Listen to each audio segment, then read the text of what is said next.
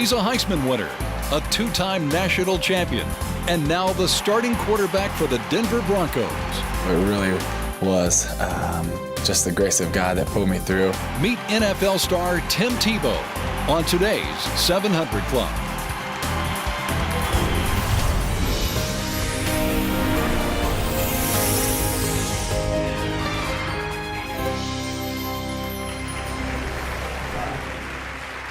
Can a sitting president with an approval rating in 42-44 be reelected for a second term? We'll see what Frank Luntz has to say later on in the program. You might find it interesting. But right now, President and congressional Democrats are pushing for higher taxes on upper-income Americans. They say the wealthy need to, quote, pay their fair share. Well, Democrats say they need that money to pay for new programs to help Americans. But as Paul Strand reports, critics say the wealthy already pay the vast majority of taxes. A constant refrain from President Obama and the Democrats lately is that the wealthy need to pay their fair share of taxes, and they don't. This jobs bill is fully paid for by asking millionaires and billionaires to pay their fair share. Republicans will be hard-pressed to explain why they'd allow teachers and firefighters to be laid off rather than have millionaires and billionaires pay their fair share. But no matter how often they claim that, Pete Sepp of the National Taxpayers Union says the facts show the opposite is true. The top 1% of earners in America pay almost 40% of all federal income taxes, yet they account for about a 20% slice of the earnings. That means they're pulling about twice their share of the tax load relative to what they earn. The actual number, the top 1% earn 20% of the money, but pay 38.2% of the taxes. Make it the top 10%, and they pay some 3/4 of all the federal income taxes paid. Compare that to the bottom 50%. The bottom half of income earners in America account for about 13% of the earnings, but less than 3% of the federal income taxes. Sepp's conclusion? The statistics show that the federal tax system is already sharply skewed toward the wealthy paying more. Top Democratic leaders want to increase that tax level, though. Senate Leader Harry Reid's pushing a 5.6% surtax on millionaires. But that would come on top of tax rates soaring back up to what they were before the Bush-era tax cuts. And there will be sharply reduced deductions for things like charities and surtaxes to pay for Obamacare. Put all those together, and you have top tax rates of over 50%. Colin Hanna of Let Freedom Ring says history shows the rich won't put up with it. They are very mobile. And if you were to substantially increase the tax burden on the rich, guess what? They would either change their behavior or they would up and leave. Over time, they will be discouraged from continuing to create that wealth. And that would be completely counterproductive. If somehow Democratic plans to soak the rich do become law, critics say it's likely to send the already high jobless rate even higher. If they have less money to create jobs, what's going to happen? Fewer jobs. True, polling shows to reduce the deficit, 68% of Americans would raise taxes on the well-to-do. But the Heritage Foundation's Matthew Spalding says, all in all, Americans are pro-prosperity and not anti-wealth. I think it's important to understand the extent to which class warfare goes against the whole grain of how Americans think about these things. The American dream is about achievement. Class warfare is attacking achievement. I think there's a lot of demagoguery going on here and not a lot of good economic thinking. Paul Strand, CBN News, Washington. Thanks, Paul. Ladies and gentlemen, I am concerned about a president who sets one class of people against another and goes repeatedly attacking those in this society who are creating wealth. Sure, they've made an awful lot for themselves, and certainly Wall Street did some horrible things during that financial meltdown. There's no question about it. There was greed involved, and there was sloppiness and chicanery and breaking the law and all the rest of it. But still in all, we cannot have a president who sets one part of the economy against another, one class of citizens against another. He's supposed to be the president of everybody. And I don't know where these guys are coming from. They ought to know better. They know if they confiscated all the money from all the millionaires and all the billionaires, they still wouldn't pay for the cost of the federal government more than about 5 or 6 months. And they know that. The money has got to come out of the place where the money is, the middle class. And if they continue these programs, that's who's going to have to pay. But they don't want to tell you that. But this constant harping, and so now you've got these idealistic, sort of radical kids wandering around on Wall Street attacking free enterprise. Socialism doesn't work. It hasn't worked in Europe. It's never worked anyplace else where it's been tried. It certainly didn't work in Russia. And yet the Obama administration wants to bring socialism back into this country. And they're coming in through the back door. But we've got to be on our guard against this. And this next election is crucial, but just these next few months are crucial because the rhetoric is so vituperative. It is so corrosive, what's being done. We need a president to lift the country up, to give us hope and to say we're going to overcome the challenges together, not you're going to take away from him. And you know, when you get right down to it, about half of the people in America don't pay any income taxes at all. So sure, they can vote. Let's soak the rich, of course. I mean, let's get it from somebody besides us, because we're not paying any anyhow. Phew. It's not a good situation. Speak out against it. Lee Webb has the rest of our top stories from the CBN Newsroom. Lee? Pat, President Obama is taking a swing through two key states this week, Virginia and North Carolina. He's keeping up pressure on Congress to pass parts of his jobs plan. The president's original bill, of course, failed in the Senate. Now it's likely to be broken up into smaller pieces. The president is combining his campaign for the jobs bill and his re-election bid. Pollster and political consultant Frank Luntz has been watching the race for the White House closely. Mark Martin talked with Luntz to get his take on the political landscape. Stop with these ridiculous, negative, humorous, ironic ads. And you've probably seen pollster Frank Luntz on Fox News, tapping into the emotion of Americans, trying to figure out what motivates them. My polling involves intensity and passion and understanding what moves people to come to the points of view that they have. With his unique style of polling, Luntz has written, conducted, and supervised thousands of surveys, focus groups, and other tests. So what are Americans saying to him these days? We are the most pessimistic that we have been in modern times. We're the most afraid of the future, anxious and angry. And I feel it's important to present to audiences how Americans really think. So if they want to make a change, if they want to instill a sense of hope or confidence, they know where we stand. So what I'd like to do is walk through what's going on in the country. At Regent University's Executive Leadership Series, Luntz spoke about what he perceives as the current state of America. You know, it's interesting how we talk about the economy, and yet underneath that is the breakup of the family, the loss of morality in society. So who can help America climb out of the mess? Wherever I go, I get one question: is Herman Cain for real? And my answer is yes, I think so. But if he has the substance behind 999 and the other proposals he's put out, then he'll give Mitt Romney a good run for his money. Whoever ends up being the Republican candidate, can they beat President Obama? I've never seen a presidential candidate with Obama's current numbers who has succeeded in winning for president. But 2012 isn't a traditional election year. The level of anger and divisiveness and dissonance is so great on the left and on the right. The Tea Party, the Wall Street protests, we're all agitated and we're all yelling about it. Mark Martin, CBN News. Pat, you were there the other day when Frank Luntz addressed that crowd. What did you think? Well, excellent presentation. And I might say this executive leadership luncheon that's once a month has become one of the best in the country. It is now just selling to capacity audiences every single time they have it. And Frank was no exception. The speakers have been just superb. And well, what he had to say, though, about this election, he said in his opinion, he's never seen anybody with the numbers as low as Obama be reelected. And he says he's never seen this country so pessimistic.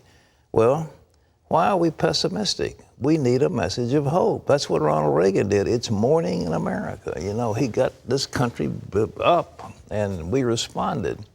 We cut taxes. We didn't raise taxes. We cut taxes. We took burdens away from business. Then we said, okay, the shackles are off, take off. And we had an unbroken series of dramatic increases in our standard of living and in the gross domestic product. But right now, of course, the disparity between the very rich and the very poor is growing. There is no question about it. And whether the government can address that, I don't know. But it's you're not going to lift up the poor by bringing down the wealthy. That is not the way to do it. You need to lift everybody up, not push one segment of the population down and think, well, that's going to get fairness and equality. It doesn't work. Lee? Pat, a decision is expected within 20 days in the case of Iranian pastor Youssef Nadarkhani. The pastor is on trial for his conversion to Christianity and his refusal to turn his back on his faith. The case has gone to Iran's supreme leader, Ayatollah Khamenei. He can delay providing an opinion as long as he wants, but the pastor's lawyer believes the decision will come in 3 weeks. Some media outlets had reported that a retrial had been ordered, but that is not true. 89 members of Congress from both parties have sent a letter to Secretary of State Hillary Clinton. They want the United Nations to get involved and pressure Iran to free the pastor. The American Center for Law and Justice is also working to save his life. Pat? Well, Lee, it's what I've said before, I say again. This is a terrible black eye to the entire Muslim world, and I'm surprised that they don't see it. This man has done nothing except announce that he is a believer in Jesus Christ, and he has refused, under fear of death, to renounce Jesus. That's what they said, you've got to renounce your faith. Well, that doesn't sound like a religion of peace to me, and it's one of those things that is going to be highly publicized around the world, and it's going to hurt the Muslim cause tremendously, because this is very public. It wasn't public before, but we got hold of it. The American Center for Law and Justice brought it to our attention here at CBN News, and we've publicized it. Now Congress is involved. The State Department is still so timid, they won't seem to do anything to offend the mullahs in Iran. They're just scared to touch them, but nevertheless, they're so we keep on praying for this very brave pastor, that somehow they'll say, well, we should never have tried him in the first place, and we let him have freedom. We believe in freedom. Let's hope they say that. I doubt if they will, but you never know. Lee? More cuts in government spending lead to more protests in Greece. Unions around the country staged strikes and sit-ins today. This comes as Greece faces a decisive week in the country's debt crisis. A key vote on new austerity measures is set for Thursday. Those measures include pay and pension cuts, as well as layoffs for some in public service. Meanwhile, the Greek prime minister is asking his people to be patient. He says his government is working to prevent a financial catastrophe. Greece's financial problems are a major part of the European debt crisis. You know, going to this Occupy Wall Street protest going on in this country, Pat, you have to wonder, is it going to turn violent? I don't expect it to because of the winter months ahead, but you know, as you look ahead to next year, an election year, and the summer, your thoughts go back to 1968, which was a cauldron in this country.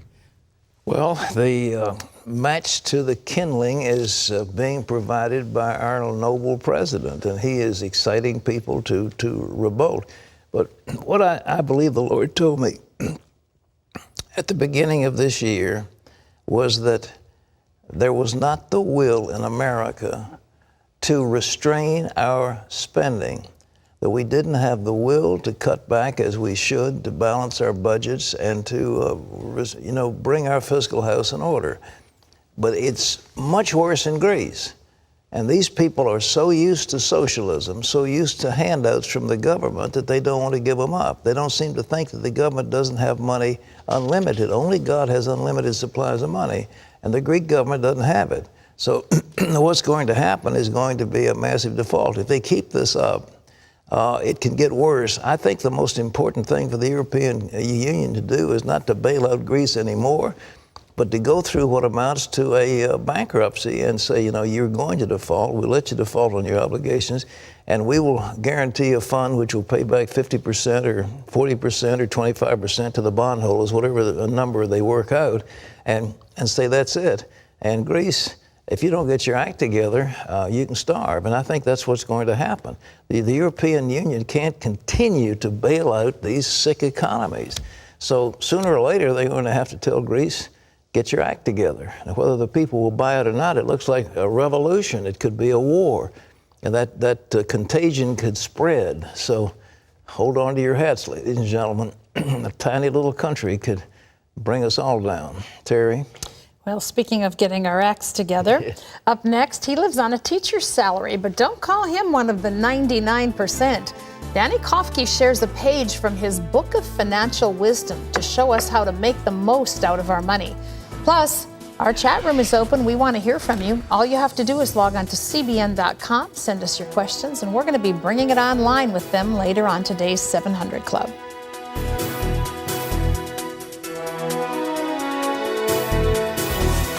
Still to come, he's a leader on the field and off. And I had that opportunity to go into hospitals and talk to kids and see a kid and make him smile. Why? Because I'm a special person? No. It has everything to do with me being a quarterback at the University of Florida. And to not take advantage of that is a shame. We sit down with Tim Tebow later on today's 700 Club. Life can be tough. There are challenges for all of us. Jesus told us to pray for one another, and that's exactly what we want to do. On 700 Club Interactive, we use technology to bring Christians together to pray for each other. Meet others just like you and talk or share with them in real time.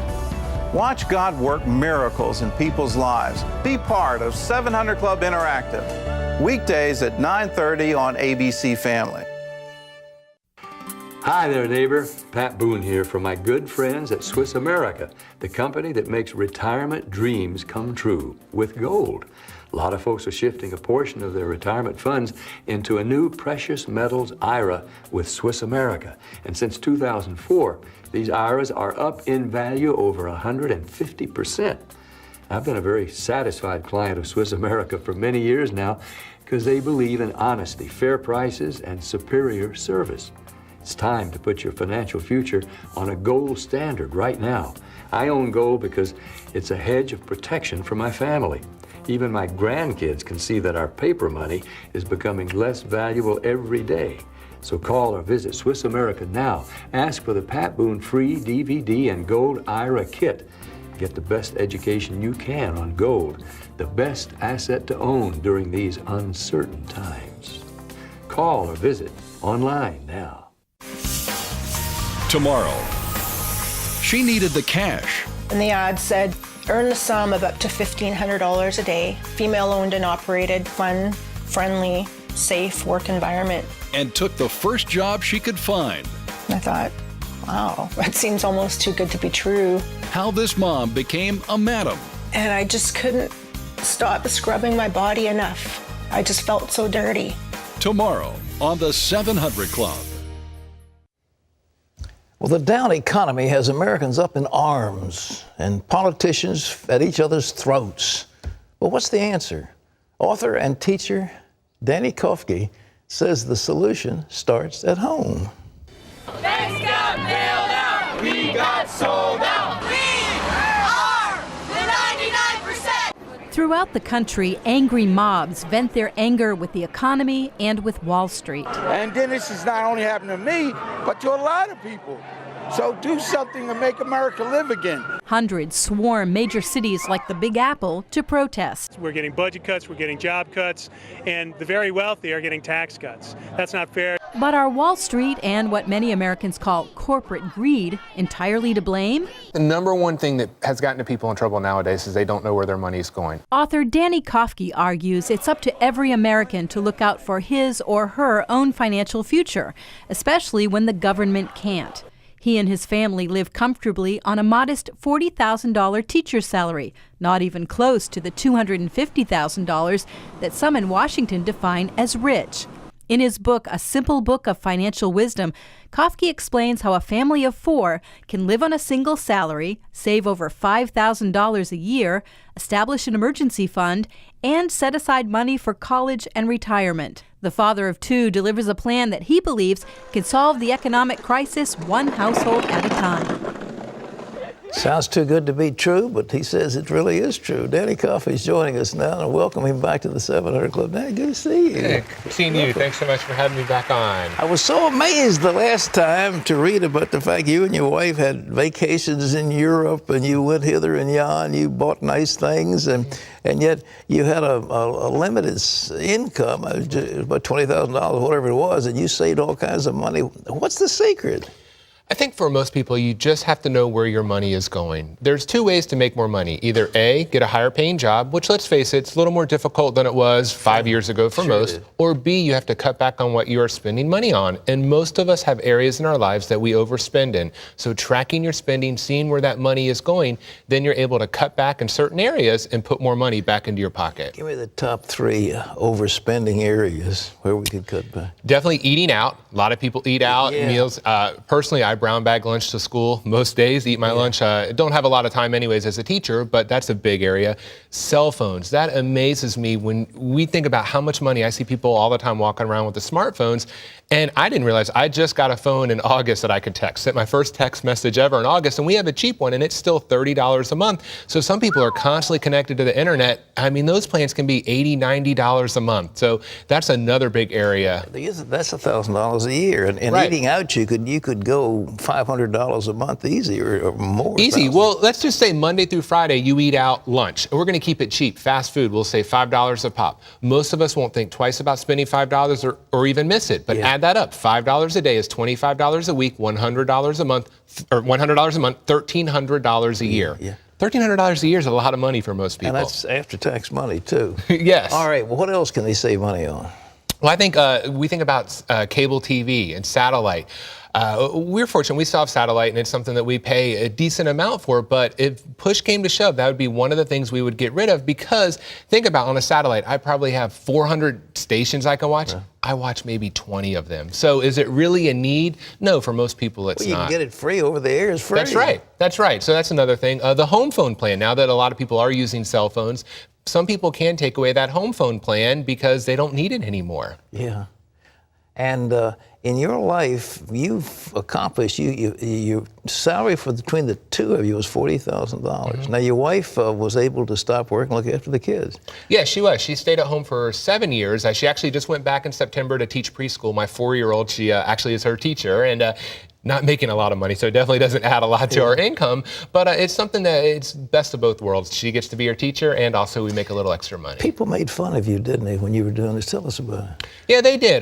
When we were weird years ago, we had a plan to make it on a teacher's salary. We obviously couldn't have a large mortgage, a lot of debt. So while Tracy was a first grade teacher and I was a teacher, we made a lot more money than we do right now, but we still live very frugally. People would say, get off your wallet, do this, do that. But we knew we had a goal in mind. And I always think if people that don't do well managing their money, if they're laughing at you and telling you to change, then you must be doing something right.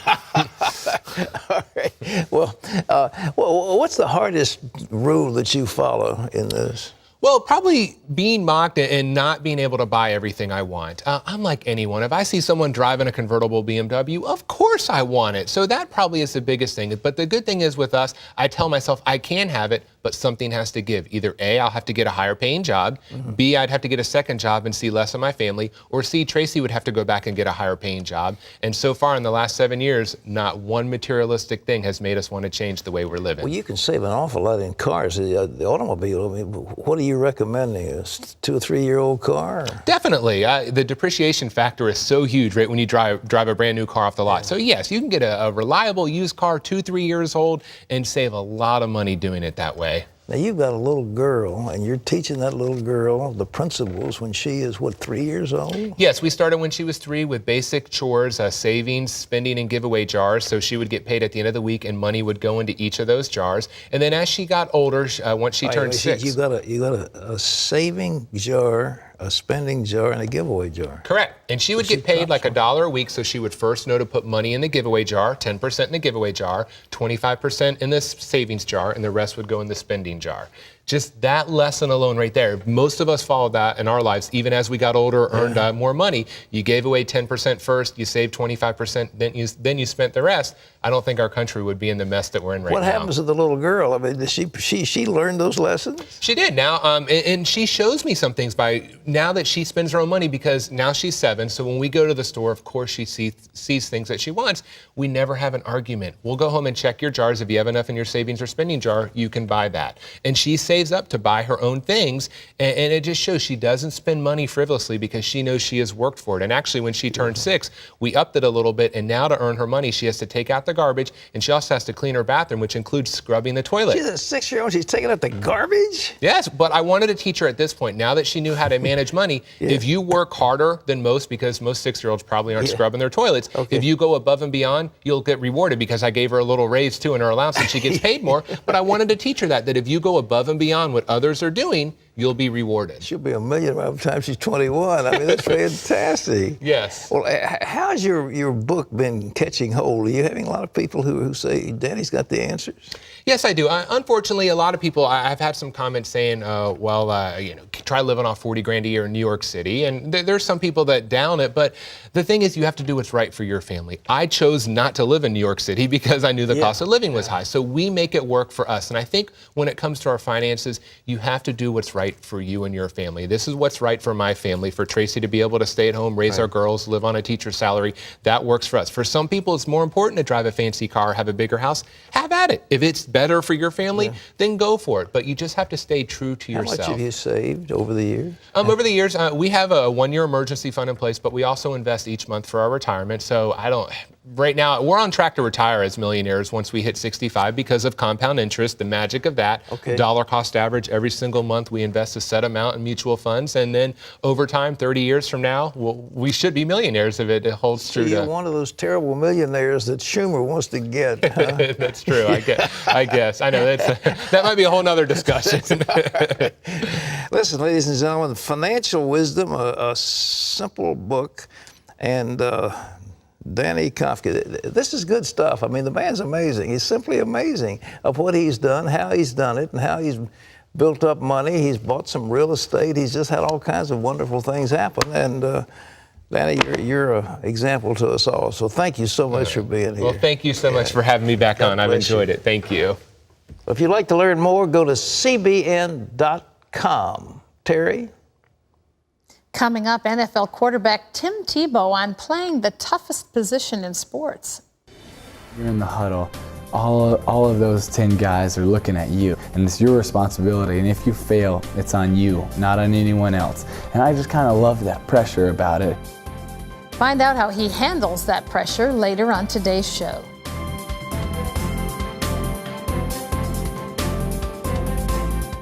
If you're the mother of a child with behavior problems, I'd like to talk to you. My name is Janet Lehman, and I'm a behavioral therapist and a mom.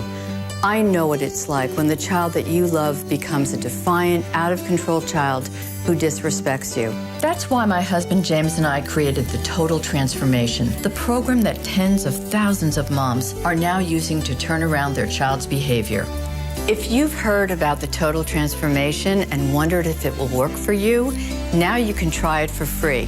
I'm willing to give away 1,000 programs today for free.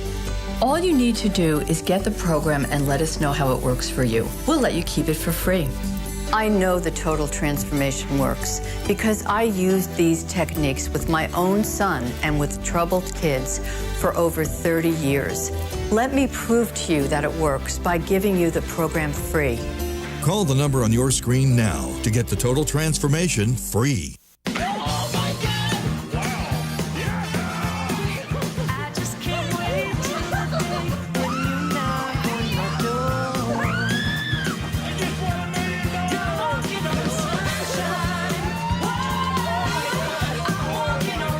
Watch your mail for the Publishers Clearinghouse Sweepstakes or go to PCH.com and enter.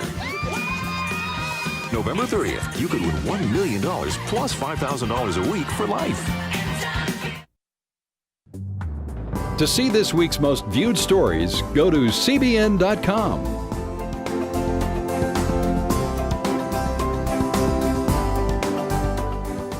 Welcome back. You watch pro football. My son's father-in-law is a dyed-in-the-wool Denver Bronco fan, but there was no joy in Mile High City when the Broncos only won 1 and lost 4 during this campaign so far. So the Broncos needed a change. So for next week's game, they'll hand the ball off to cannon-armed quarterback Tim Tebow. And while Tim has started only a few games in his young NFL career, he's one of the biggest stars in the sport. Recently, he sat down with Sean Brown to talk about football and, more important, his personal faith. Denver Broncos quarterback Tim Tebow made his mark in college football as a University of Florida Gator with his strong arm and gritty play. He also turned heads by his unwavering and bold Christian faith. The son of Christian missionaries, he's become one of the most influential athletes in college and professional sports. Tim's journey began with a life-threatening decision his mom made before he was born. Your mother's pregnant with you. Yes. There are some complications. Can you tell me a little bit about those complications? I have a very courageous mother who, in front of a lot of doctors telling her that she needs to have an abortion with me, for saying that it's not wise to keep this baby/tumor, is what they thought I was. And come to find out after I was born that they found out that it was just a tiny bit of the placenta was attached for the whole pregnancy. So it really was just the grace of God that pulled me through.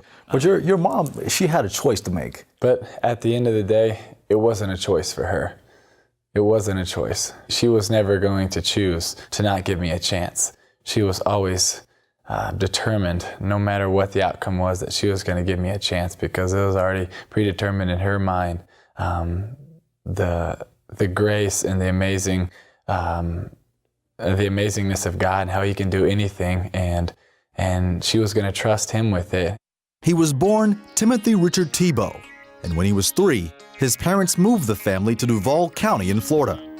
And while his dad continued in ministry, his mom homeschooled Tim and his 4 siblings. And he says growing up in a full house was fun, but also challenging. Talk about the homeschooling experience and what it meant to you and your family. Well, homeschooling was wonderful for us. And Mom was amazing, keeping all the kids, especially when you had 5 kids in the house at one time. She did just an amazing job with that and keeping everybody focused and doing their schoolwork. And sometimes there were things that were more important than learning math or writing another essay, and that was learning character, learning strength, learning honor, learning to do the right thing, learning to treat others the way you want to be treated, and implementing those character qualities first and foremost before school even started. And that was something that was huge for us. It was huge to read the Proverbs of the day every morning. It was huge to read Psalm of the day every morning and get that in us to get our day going before anything else started. Tim accepted Christ when he was 7 years old. You know, I had been going to church and talking to my mom and dad, and I wanted to trust Christ with my life. I was thinking, you know, if I get in a car the next day and we get in a crash and I die, I don't think I'm going to go to heaven. And I was scared, and so the next morning I woke up and I grabbed my mom, because my dad would ask me too many questions and everything. So I grabbed my mom and I went to the couch and I said, Mom, I want to ask Jesus to come into my heart. And I got on my knee and I asked Jesus to come into my heart and forgive me of my sins and make me a child of God. And from that instant, I know that I went from darkness to light and my eternity was sealed. And I knew that instantly, even as a little boy, and that changed my life. And it was the best decision that I've ever made. As Tim grew up, he says he became extremely competitive. He played baseball, basketball, and football. But it was something about playing football that he says he couldn't get anywhere else. I knew I loved football before I even played it. But the first time I stepped on the field playing for the Lakeshore Redskins, I knew that I loved this game. I knew that this was something that I wanted to do. And I was only 6 years old, but I loved it. I knew this is something that I want to do. And I love this more than anything else. And it wasn't because it was easy or it was fun or it came easy to me, but it was just something about the position, about when you're in the huddle, all of those 10 guys are looking at you. And when you go to the line of scrimmage, everybody's depending on you, and it's your responsibility. And if you fail, it's on you, not on anyone else. And I just kind of love that pressure about it. Tim's desire to be the hero is what eventually led him to the University of Florida. And he says that's where football became his mission field. What's so amazing is in today's society, people look up to football players. And as a football player, you have a platform.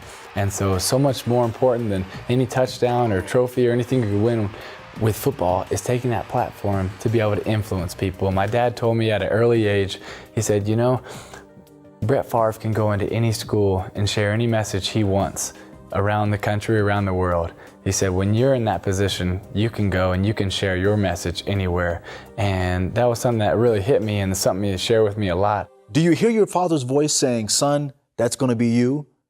One day going into the high schools and the places speaking. Do you hear your dad's voice? Yes, without a doubt, absolutely. And it's something we would still talk about is he would always share with me about the platform I have to make a difference. And I had that opportunity to go into hospitals and talk to kids and see a kid and make him smile. Why? Because I'm a special person? No, it has nothing to do with that. It has everything to do with me being a quarterback at the University of Florida. And to not take advantage of that is a shame.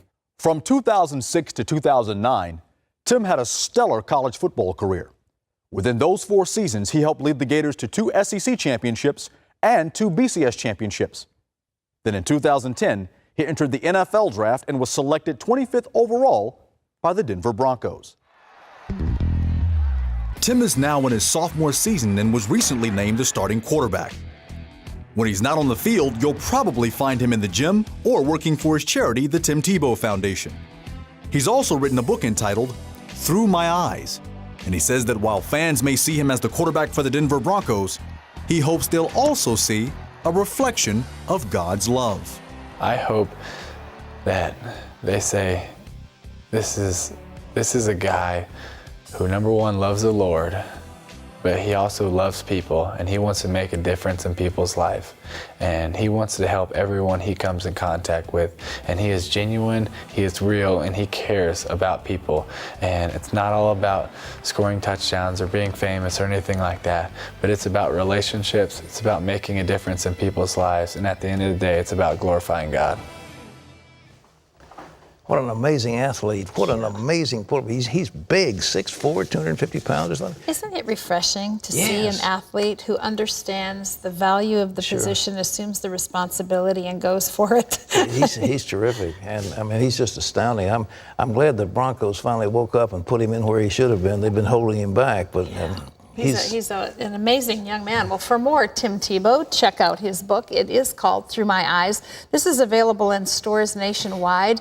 We also have an extended interview with him on our website. You can catch even more of what he has to say by going to cbn.com. Well, still ahead, this cardiologist tried diet and exercise, but he still couldn't shed the pounds until he cut just one thing out of his meals. We're going to tell you what that was when we return. Falls are the #1 cause of injury to senior citizens. Acorn Stairlifts has a solution. Just don't fall. Sit, relax, ride with an Acorn Stairlift, the world's leader in stairlifts. Don't let limited mobility keep you from going up and down your stairs, even outside. Call Acorn Stairlifts now for a free information kit and no obligation quote. Why risk falling when you could safely ride? Our Acorn Stairlift is definitely more affordable than moving. The Acorn Stairlift has a padded seat and backrest, safety sensors, stop the chair if there are obstacles. The seat swivels and locks so you don't twist your body. And the Acorn Stairlift folds away. It even works through a power shortage. I was really surprised at how little they cost. Call 1-800-505-3513 for free information. That number again is 1-800-505-3513. 1-800-505-3513. Call now.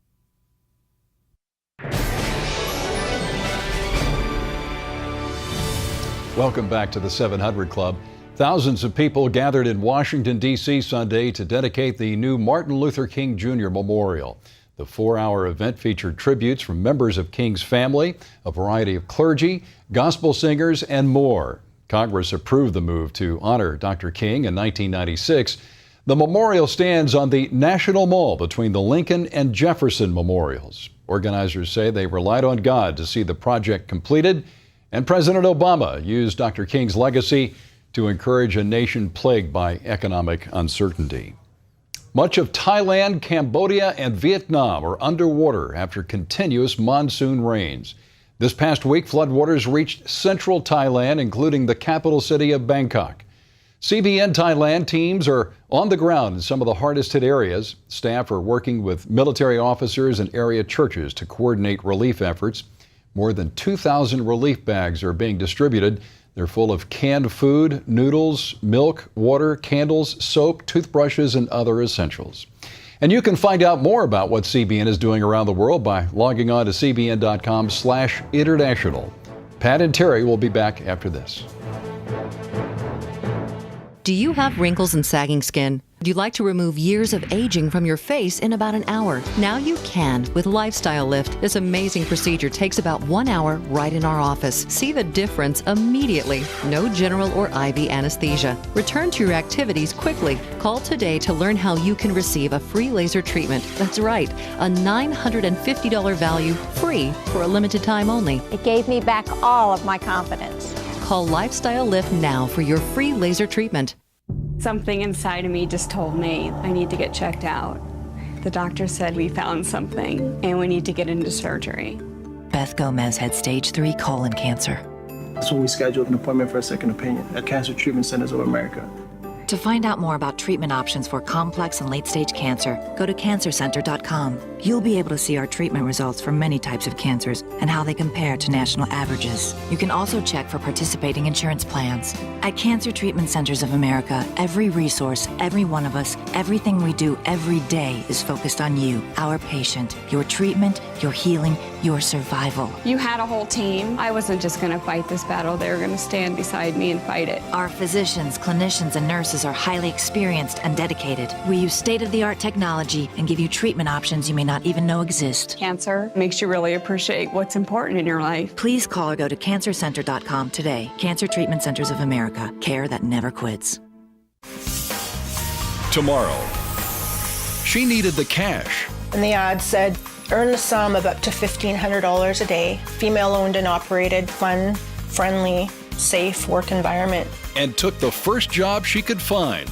I thought, wow, that seems almost too good to be true. How this mom became a madam. And I just couldn't stop scrubbing my body enough. I just felt so dirty. Tomorrow on the 700 Club. As a cardiologist, Dr. William Davis spends his days telling his patients how to live healthy. But he had problems heeding his own advice. Dr. Davis was packing on the pounds until he made one big change to his diet. Take a look. The latest health advice tells us to eat more whole grains. But eating 2 slices of whole wheat bread, even the so-called healthy whole grain wheat, can be worse than drinking soda or eating a candy bar. Cardiologist and New York Times best-selling author William Davis found that today's genetically modified wheat can actually harm the body. He says eliminating wheat from your diet can help you lose weight and improve overall health. Dr. William Davis is the author of the book, The Wheat Belly Diet, and he's with us now. Dr. Davis, welcome. It's great to have you here. Good to be here. You struggled a little bit with weight yourself, and it seemed like nothing you did worked. Tell me what you were going through at that time. That's right, Terry. It was a time several years ago. I cut the fat in my diet, and I made the mistake of increasing the content of healthy whole grains. I was jogging 5 miles a day, and I gained 30 pounds. Good grief. That's discouraging. And became diabetic, by the way. Wow. So how did you figure out that cutting out wheat was what you needed to do? It didn't happen overnight, but several years later, I had puzzled over this for a long time. I wanted to help my patients in my heart disease prevention practice reduce blood sugars. 80% of the people coming through my office, Terry, had diabetes or pre-diabetes when I met them. And so I used very, very simple logic. If 2 slices of whole wheat bread raise your blood sugar higher than most candy bars and table sugar, let's see what happens. We do that. 3 months later, they'd come back. their blood sugar would be lower, but they'd tell me all these other stories I did not fully expect. I lost 30 pounds. Wow. My leg edema has gone. My migraine headaches that I've had every day for 20 years is now gone. My rash I've had for 8 years, 3 biopsies, no diagnosis, is now gone. My acid reflux is gone. My irritable bowel syndrome, cramps and diarrhea, all gone. At first, I told people it must be an odd coincidence. There's no way rheumatoid arthritis gets better with removal of wheat. But it became so consistent, so frequent, that it became clear this was a real association. This is a very intimidating thought to people, but you say if people could just remove 2 things from their diet, it would make a difference. What are they? Well, in my experience with trying to prevent heart disease, there are 2 things I found, this sounds odd, but 2 very, very important, powerful strategies. Remove wheat, number 1, in my view, for heart disease prevention, but number 2, vitamin D supplementation. Those 2 things, if all you and I did was persuade a nation to do those 2 things, I think we'd cut back numerous conditions by 80%. So one's a sacrifice of a sense, and one's an addition. Vitamin D is such an important factor in people's lives. You have recommended that people get rid of wheat, and you say that the wheat today in our diet is very different than the kind of wheat that was grown years ago. How so?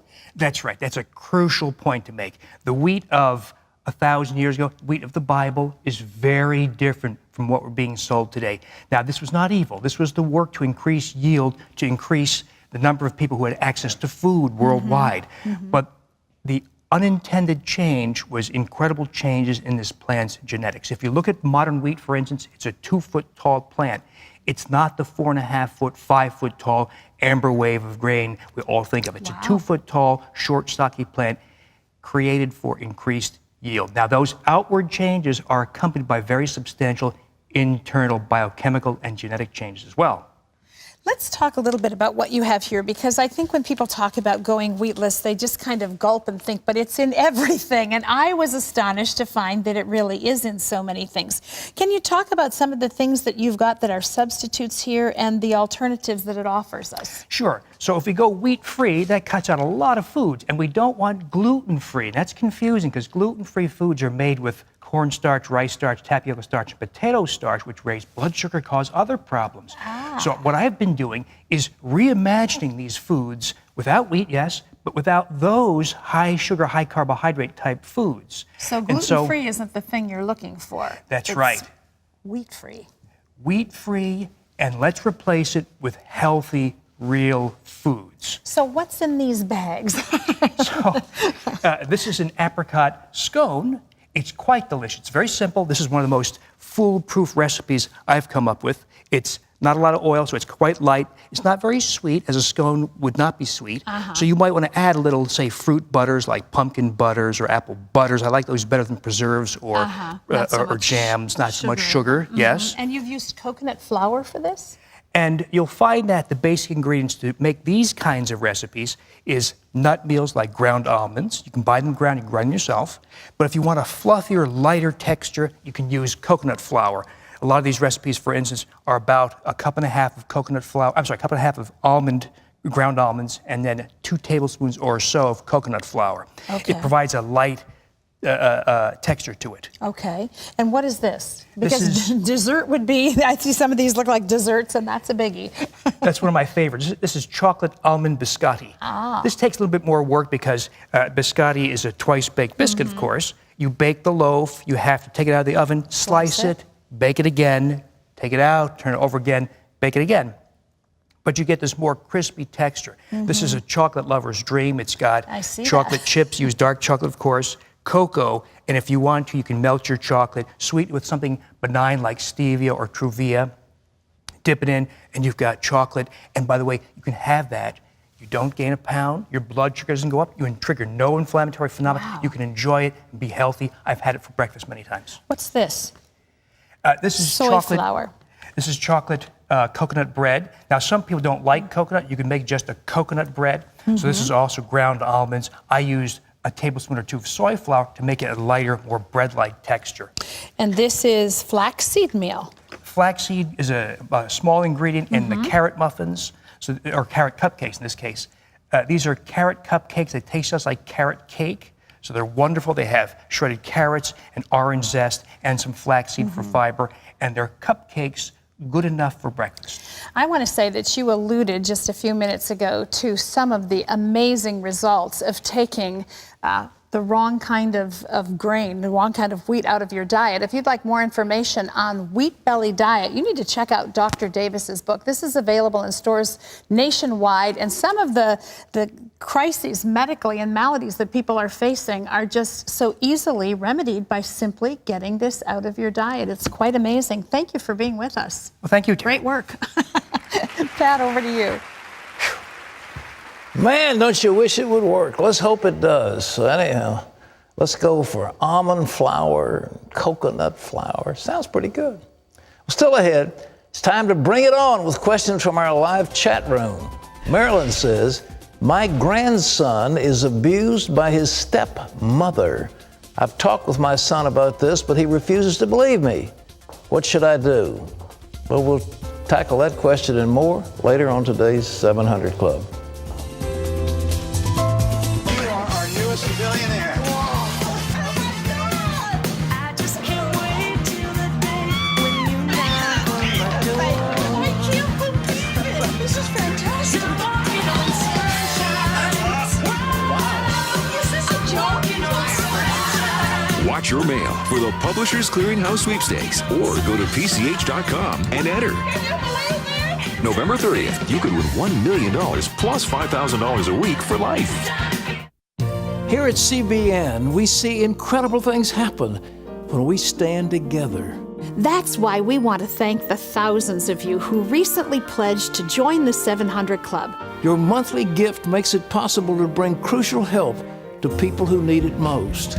Each day, you have a part in healing the sick, feeding the hungry, and broadcasting the gospel across America and around the world. You've brought hope and help to those in desperate need. And changed their lives forever. Just like you did for Yasana. He lived in a slum breaking rocks for $2 a day. That's when you sent him goats to raise, providing his family a better income. And you gave his grandchildren school supplies, changing the future for Yasana and his family. So please watch for this mailing and send in your pledge. This year, millions will experience the love and saving power of Jesus Christ. Only because you were there.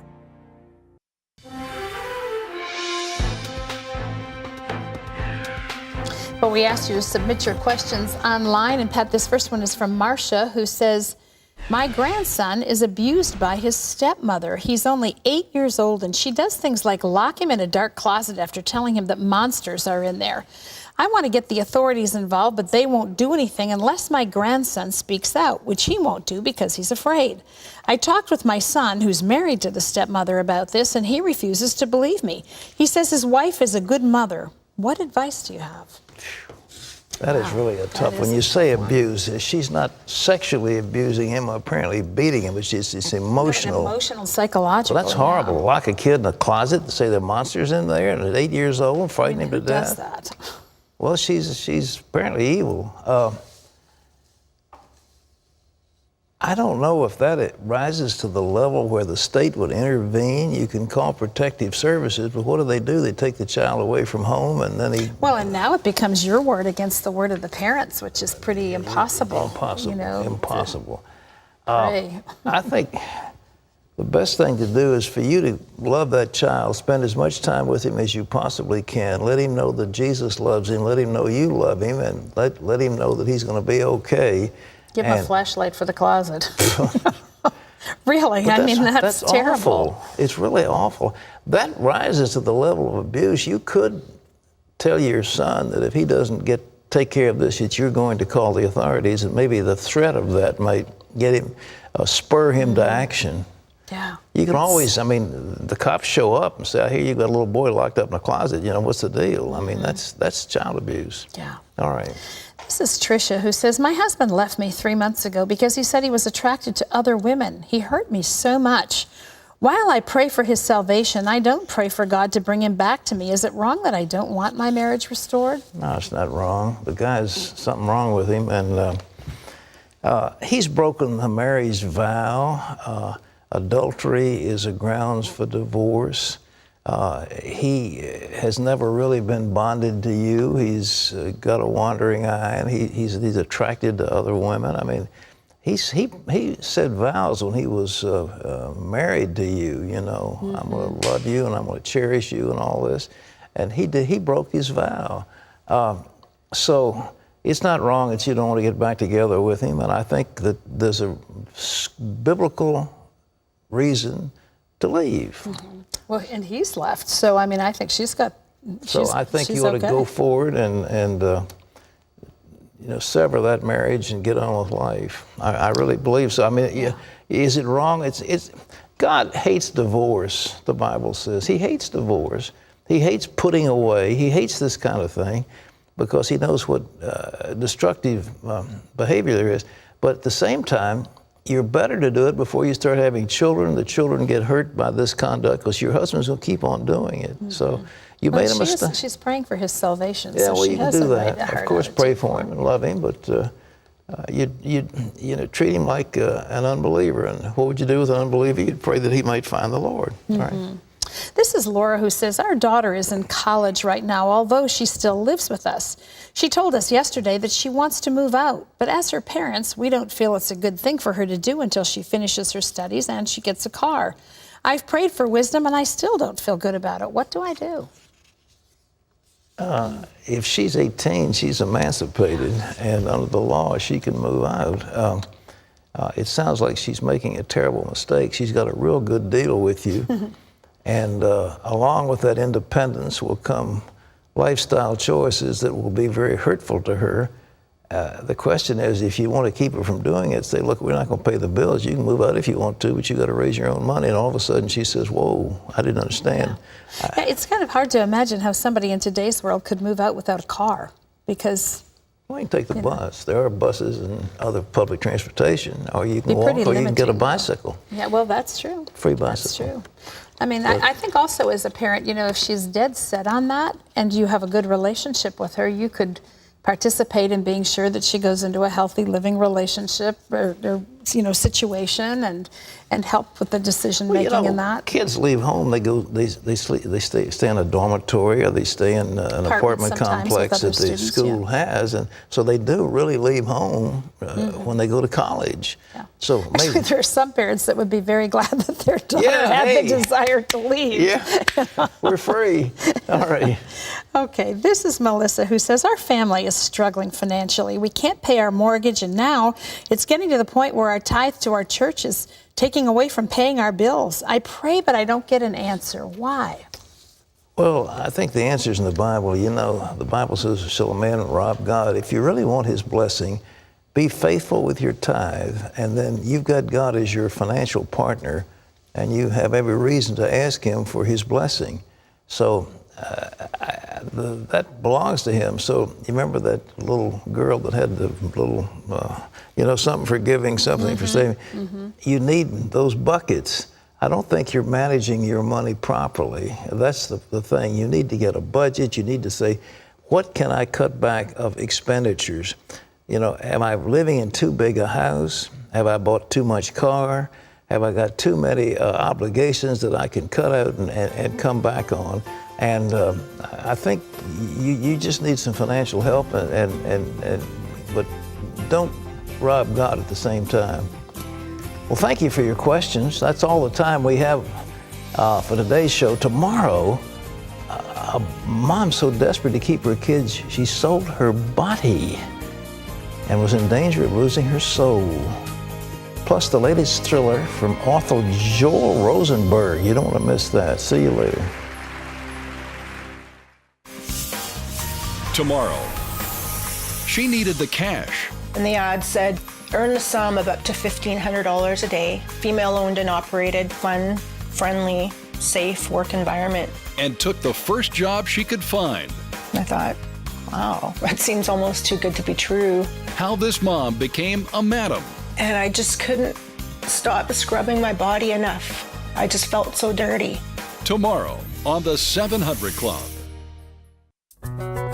While Mary feeds her 2 young daughters, she also helps feed needy families around the world. while Bob hands a drink out to a coworker. He helps give water to villages with new wells. And while Carl builds a house for his son's new puppy, he helps rebuild homes in disaster areas. These people all have something in common. They're CBN partners who have joined Pledge Express. I hope you'll consider joining Pledge Express too. It's a way to simplify your own life while speeding help to others, all at the same time. There are no checks to remember or stamps to buy, and your gift goes to work faster, helping those who need it most. So join us and change the world for someone today.